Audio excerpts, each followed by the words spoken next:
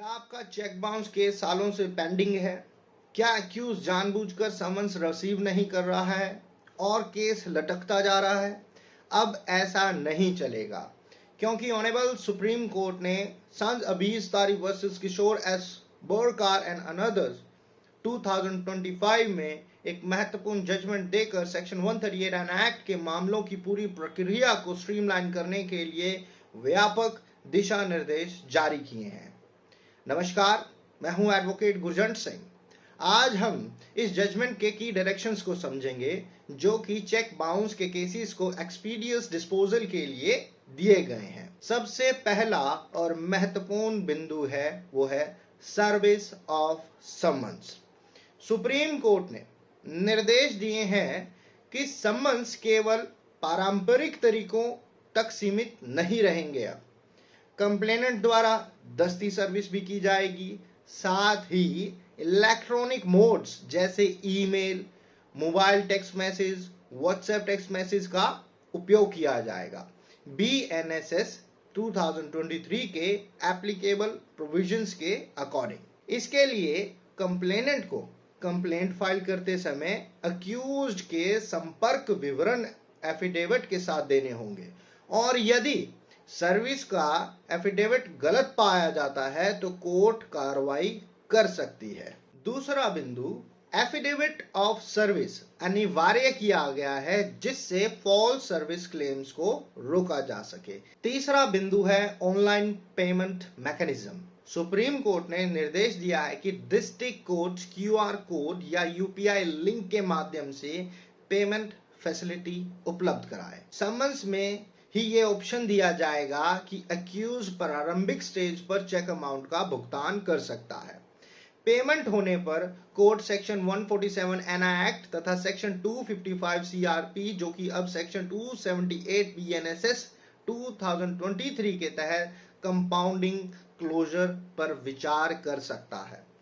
चौथा बिंदु, हर कंप्लेंट के साथ एक मैंडेटरी सिप्नेसिस दाखिल किया जाएगा जो इंडेक्स के तुरंत बाद रहेगा। पांचवा बिंदु, सुप्रीम कोर्ट ने कर्नाटक हाई कोर्ट के निर्णय अशोक वर्सेस फैयज अहमद 2025 से सहमति जताते हुए स्पष्ट किया है कि सेक्शन 138 एन एक्ट के मामलों में कॉग्निजेंस लेने से पहले अक्यूज को प्रोसेस समन्स जारी करना आवश्यक नहीं है, अर्थात प्री कॉग्निजेंस स्टेज पर समन्स की कोई आवश्यकता नहीं है। छठा बिंदु, सुप्रीम कोर्ट ने अपने पूर्व निर्णय इन री expeditious trial of cases under section 138 an act 1881 2021 को रेट्रिएट करते हुए कहा कि सेक्शन 143 एन एक्ट के तहत समरी ट्रायल रूल है और समन्स ट्रायल में कन्वर्जन करने से पहले ट्रायल कोर्ट को कोगेंट रीजंस रिकॉर्ड करने होंगे। सातवां बिंदु, दिल्ली हाई कोर्ट के निर्णय Rajesh Agarwal versus state and others 2017 के अनुसार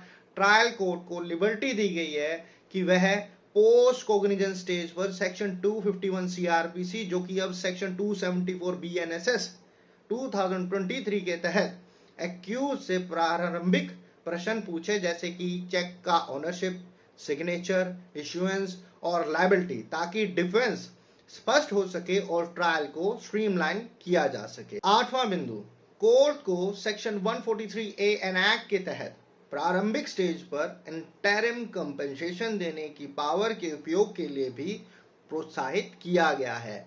नौवां बिंदु, सुप्रीम कोर्ट ने यह भी निर्देश किया है कि समन सर्व होने के बाद मामलों को फिजिकल कोर्ट में सुना जाए ताकि पार्टीज के बीच डायरेक्ट इंटरेक्शन से अर्ली सेटलमेंट को बढ़ावा मिले। 10वां बिंदु, हाई कोर्ट्स को इवनिंग कोर्ट्स की पिक्यूनियरी जुरिडिक्शन को रियलिस्टिक बनाने, डैशबोर्ड मेंटेन करने और पेंडेंसी मॉनिटरिंग के लिए एडमिनिस्ट्रेटिव कमिटीज बनाने के निर्देश दिए गए हैं। अब बात करते हैं सबसे महत्वपूर्ण हिस्से की, कंपाउंडिंग गाइडलाइंस। सुप्रीम कोर्ट ने अपने पूर्व निर्णय दामोदर एस प्रभु वर्सेस सैयद बाबलाल में दिए गए गाइडलाइंस को मॉडिफाई करते हुए कहा है, यदि एक्यूज्ड डिफेंस एविडेंस से पहले चेक अमाउंट चुका देता है तो कोई कॉस्ट या पेनल्टी नहीं लगेगी। यदि पेमेंट एविडेंस के बाद लेकिन जजमेंट से पहले होता है तो 5% कॉस्ट देनी होगी।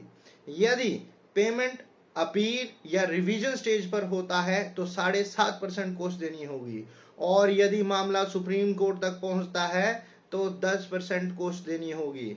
अर्थात डिले करने पर फाइनेंशियल बर्डन बढ़ेगा, जिससे अर्ली सेटलमेंट को बढ़ावा मिलेगा।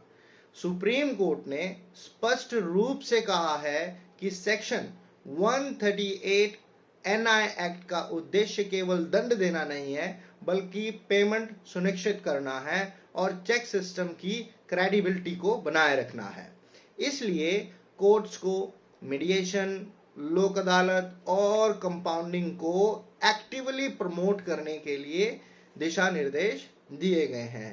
अंत में यह जजमेंट न केवल प्रोसीजर क्लैरिटी प्रदान करती है, बल्कि चेक बाउंस केसेस में शीघ्र निस्तारण के लिए एक मजबूत फ्रेमवर्क भी स्थापित करता है।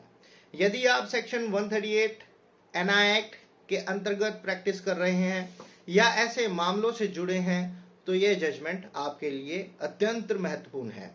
धन्यवाद।